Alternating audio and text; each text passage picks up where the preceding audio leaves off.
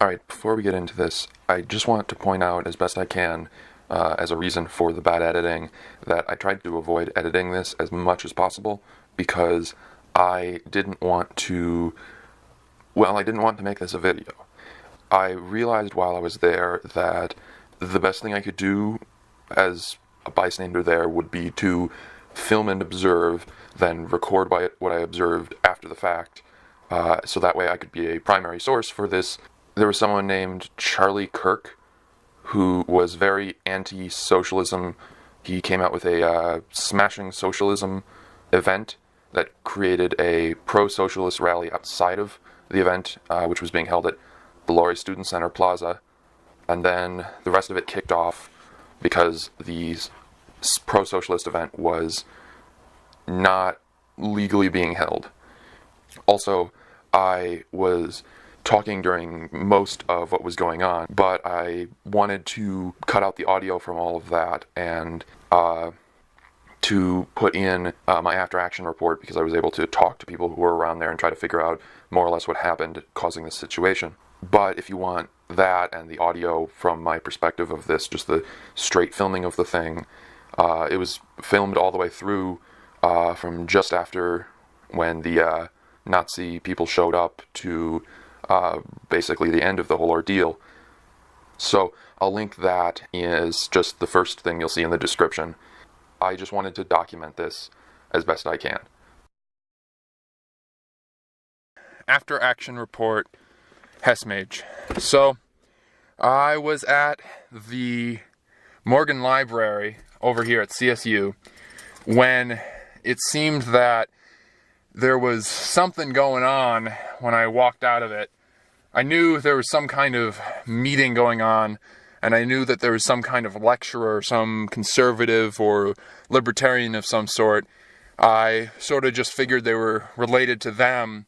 I was going to walk up to them, see what was going on. They had a booth, so I figured I'd see about that, since they looked official enough, and they had barricades fencing off the area, so I figured it's some kind of official meet and greet for the speaker. Figure I'd go over and get a packet and find out who was talking. Around that time, about 50 guys in SWAT gear showed up and started circling the place around the time I got to the bench, the booth where they'd set up. And this was interesting to me. As you can imagine, I quickly walked out of the fenced-in area, now realizing that it was a squared-off zone for something unofficial going on. So around this time, things started to get intense. But overall, things didn't happen for that long. So first of all, I guess I'll try to explain all the groups that were there. As far as I know, there was a talk with someone not Nazi-ish, but well into conservatism. I don't know if that was a meeting for conservatives, but I know that a lot of less conservative people went there, but it seemed like other people were planning on this getting worse. So outside of it, what I found out later is that meeting outside of it that was fenced off was actually a counter-protest to the conservative speaker. It had a lot of people, and apparently there was a lot of smoking of the marijuana going on. I'm not entirely surprised. We are in Colorado after all, but there was enough bad stuff happening, and as you may or may not know, smoking marijuana is legal in Colorado, but you have to be at home, as far as I understand it. Smoking in public places is still illegal. I think it's a misdemeanor, at least, like a big misdemeanor, like vandalism. I might have that wrong, but that's how I understand it. As to the other parties, there was Antifa and Nazis. I think the Nazis were calling themselves the United Workers' Party of something, but what it boils down to is it was two groups of students, disillusioned as the guy in the interview I got will say, just people pissed off. As well, there was two larger groups. I know the Socialist Party was there. That was the meeting that was being disbanded. Apparently, I think the United Workers, I mean, they had Nazi flags and, swastikas and all that. So I'm just going to call them Nazis and Antifa for convenience. The Nazis were there, I think, as a response to the Socialist Party movement, but I think at least the Socialist Party counter-protest and the Nazi counter-protest was planned ahead of time, because I know that there was a lot of people who seemed to have, planned out to go and fight the Nazis back, or at least, crowd them out to get back. Also, police showed up, so I guess someone must have tipped them off that this was happening. I had no idea. I didn't even know about the socialist people. I just knew sort of vaguely about the speaker. But it was an interesting ordeal, especially when the police, at least the bulk of the police, the guys in SWAT gear and the couple in army uniforms and with dogs, they all showed up at the almost exact same time as the Nazi people. So what happened next is odd. I don't really know where Antifa came from. I don't know if they were part of the Socialist Party, but as far as I understand it, Antifa, the anti-fascist something, is, as far as I understand it, they're like communist or something like that. Or maybe they're just anarchist, but they're, I don't know. I don't know too much about this, but I don't think they're socialist, as far as I understand. I'm pretty sure those guys were just like regular run-of-the-mill, Bernie got screwed out of his presidency type people, which is fine, except the, 30 misdemeanors of smoking weed in a public place, but I don't think there was any problems there. But the Antifa just kind of showed up at one point, around the time the cops were pushing people out, telling them get out. All the socialist people just kind of spread out and were gone in a couple minutes. That was fine. They were totally fine working with the police.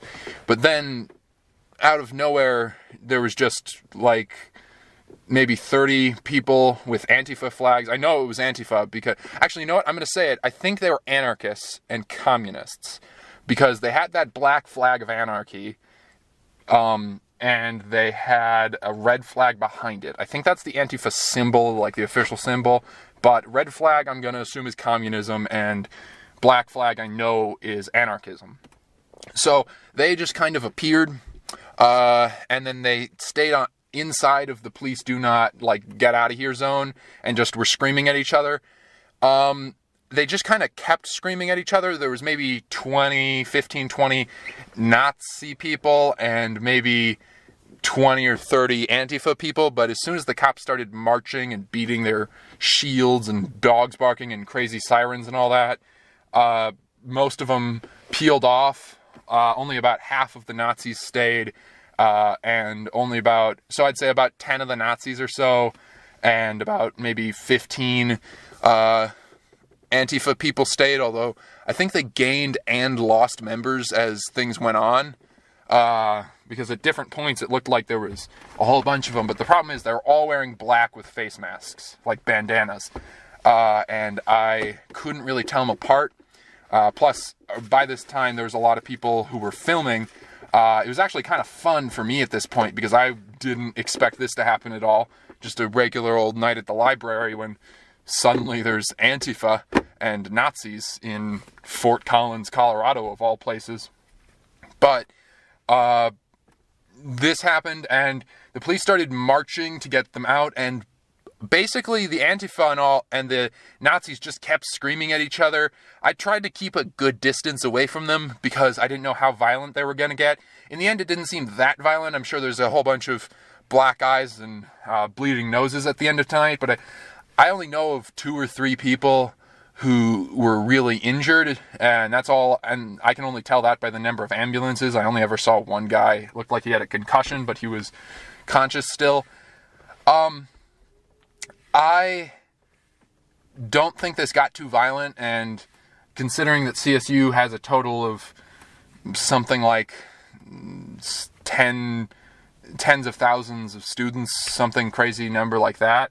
The fact that only about 30 of them are either Antifa or Nazis, like at least one's committed enough to like stay in it. I think that is a good sign for CSU that 99% of the people are sane. There was also a whole bunch of reporters who showed up as the police started marching people away, and all that really happened is they marched them down the main road to get them out of CSU. Out of CSU grounds. I think the majority of the police were official CSU police, but I know that there was like some state guard, some actual sheriff people mixed in, but not many. So they were mainly just concerned with getting them out of CSU. And by the time they got out of CSU, I'm pretty sure, because they were walking and running pretty fast and in the middle of what basically amounts to a mosh pit for about a half hour before they eventually left. So I think they were just leaving, although they did leave as two separate groups. The Antifa went south down the field, and I hope they dispersed. And the remaining Nazis, at this point there was like 7 or 8 of them with 1 or 2 crazy people following them with cameras, sort of went down Elizabeth and I'm hoping, just going home. But this was an intense thing, but I think that most of the footage, both mine and other people's, is going to look crazier than it really was, because there was just like 10 to 1 at some points of people with cameras recording this, and everybody who has a DSLR camera or a vague connection to a news or law firm seems to have gotten over here in record time. I know that there's some impartial legal observers here, like 6 or 7 of them, who are here to basically watch to find out who wants to sue who. I mean, you know, fair enough to them. I think they said that their main goal was to watch the police to make sure that, well, they weren't making sure of anything, but they were going to watch the police so that if the police did do anything crazy, there would be a legal representative who could testify about it. Yeah, but there's going to be a lot of footage tonight of like a huge protest, not like Boston or New York or even Denver. It's huge, but there was enough people here that this looked intense while doing it.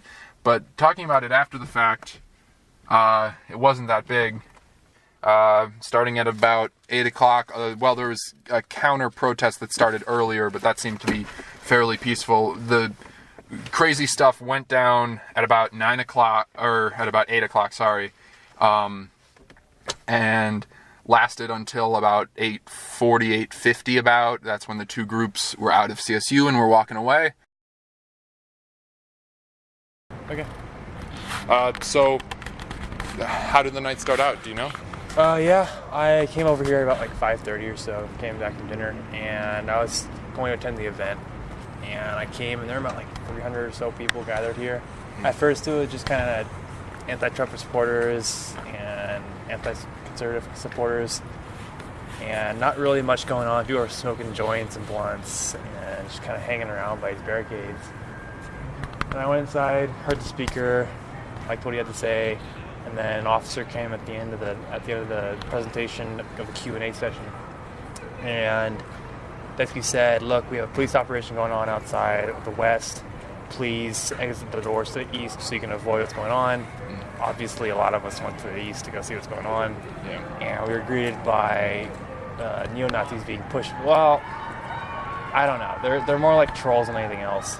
But it was just kind of like a bunch of disillusioned kids with combat gear, like helmets and bats and other police shields and things like that they bought off some like surplus store, being pushed back by a bunch of Antifa people clad in black with Antifa flags, screaming, "This is our streets, this is our streets, this is our streets," and they pushed them back all the way to Elizabeth Street along the path on University Avenue.